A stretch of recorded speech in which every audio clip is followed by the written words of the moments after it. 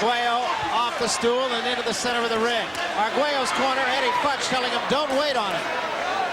Exactly, that was the problem first with Arguello. He was waiting on Pryor, and Pryor shouldn't do the same. He shouldn't wait on ours. Pryor missed that uppercut and the right hand. I can't see this fight going over past 10 rounds, but the pace these guys have set from the very first round, and the big blows they're starting to land. Combination by Pryor.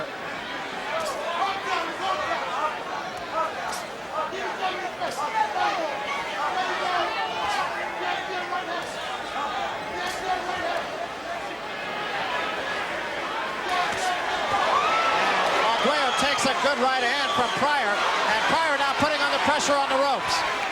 It was only the right hand, though, that scored.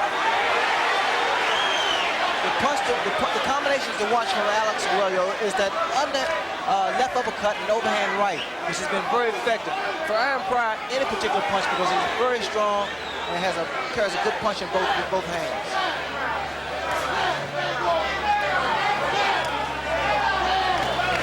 And the jab now of Arguello starting to tick off the face of Aaron Pryor. It's not damaging, but again, it's one of those things that over a period of time can wear a man down. That right hand caught Arguello in the gloves, but he did score with an uppercut and another left hand. Arguello back with the right hand of his own. I don't believe Pryor's hurt. I think he was feigning injury there. I do not believe he was hurt by that.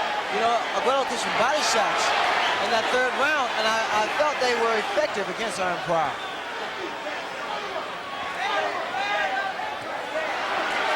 See, Pryor cannot do this, bro. He can't back up. Arguello gets too much leverage, and plus his reach that he has. Arguello is marked with a swelling under the eye. It does not appear to be appreciably worse in this round. Pryor is unmarked. That was mostly on the gloves. These guys have been in tremendous shape because they've both been landing big punches. Counter punch with the left hand by Arguello. And Pryor with a left hand of his own.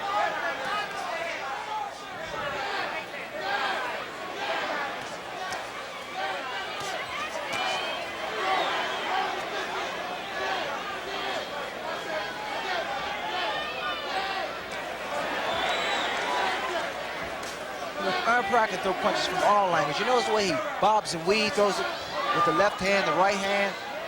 He's capable of throwing punches from all angles.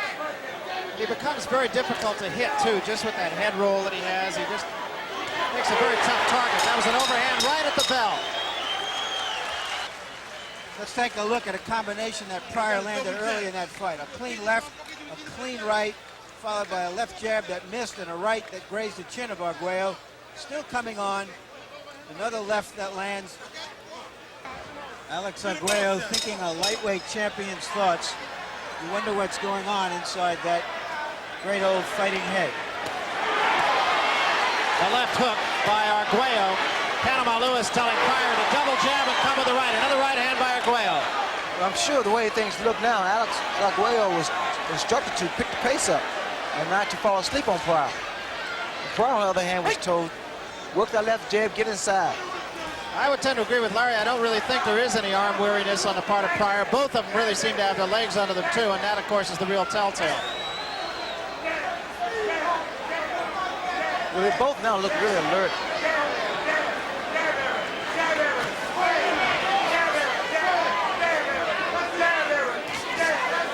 It's straight left-hand jab, although Pryor has not doubled up on the jab as his corner exhorted him to do. There he did, a double jab and a right hand. Pryor still making the mistake of falling in with his chin.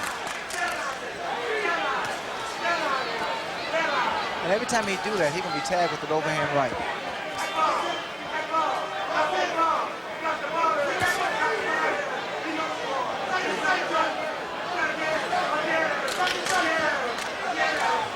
Arguello fighting as though he is fighting a controlled fight, trying to pace himself a little bit. Pryor, of course, has been the aggressor from the opening bell. Well, Arguello, the way he's fighting now, he's concentrating. He's trying to figure out what should be more effective.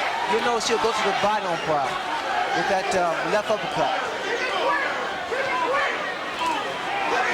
looks like Arguello is almost trying to measure Aaron Pryor. He's not fighting at long range, but by the same token, he's trying not to let Pryor get on top of him. Well, also, Barry, you see he'll start going low with his punches. Arguello will start throwing punches under. There was a good left hook by Arguello, but it did not hurt Pryor, who smiles back at him and takes the right hand from Arguello. Watch the right hand by Arguello. If he has time to set it up. But Pryor is in there. That missed.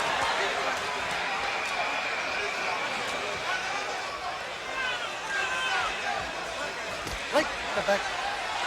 Referee Stanley Christodoulou breaking the 2. Every time Arguello tries to set Pryor for a combination, Pryor has the ability to throw his rhythm off, because he comes back with a series of his combinations. Pryor rarely will throw one punch, all in combinations, and that's the way it says. Right hand by Arguello. Pryor's not hurt, backs away from it.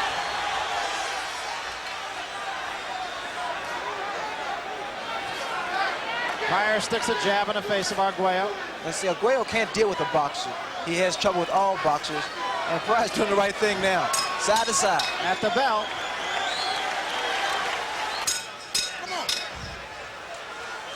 Pryor again rushing off the stool at Alexis Arguello. Arguello being told to keep the jab in his face. Swelling does not really look to be very much worse than it was when it happened in the second round.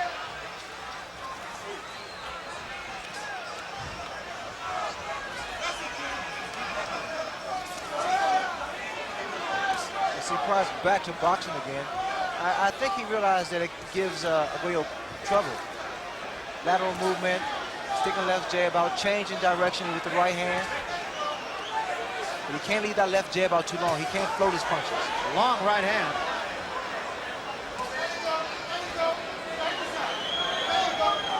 Pryor looks all business here. Well, he's very serious, Barry. In fact, both fighters are very serious.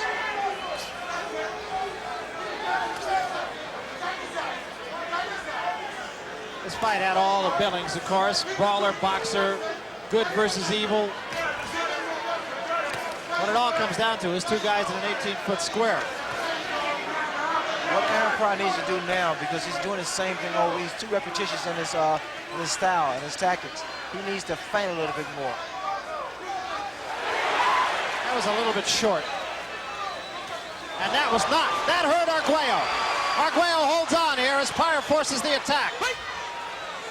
That was a good right hand. That was a cut over Arguello's left eye, just above it. Now that could be a factor. That is in the area where the blood could get in the eye.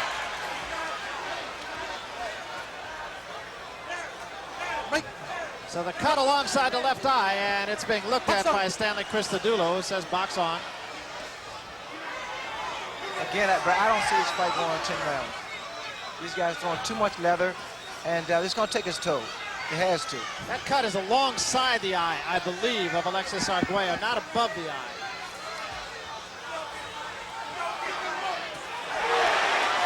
That right hand did not hurt Pryor.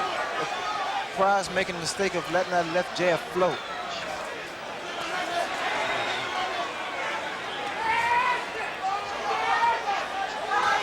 That cut is actually above the left eye of Arguello, not alongside it, right above the eye, toward the right side of the eye.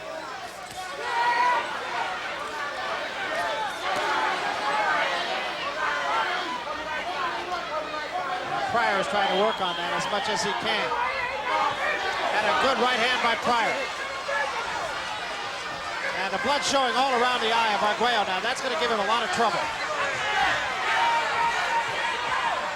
Arguello has been stopped on cuts once before, in his first loss, as a matter of fact.